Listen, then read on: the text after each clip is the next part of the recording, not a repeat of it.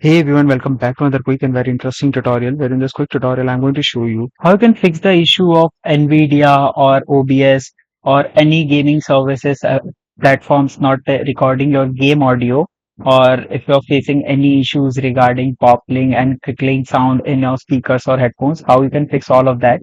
Now, in order to fix that, all you need to do is to just simply in the start menu search for change system sounds, then hit enter. Here you need to go to this section that says playback, then select your playback device. For example, if I select my speaker, then click on properties. Here in the properties, go to advanced, or you'll see the option of enhancement tab. Under this tab, you need to just simply uncheck this option that says signal enhancements.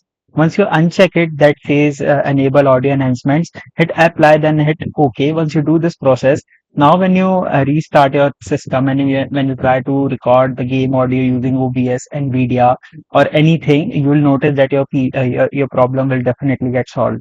Alright, so that's it for this tutorial. I hope this video will be helpful for you. Make sure to hit the like button and subscribe button for more such helpful and interesting tutorials. See you in the next one. Take care.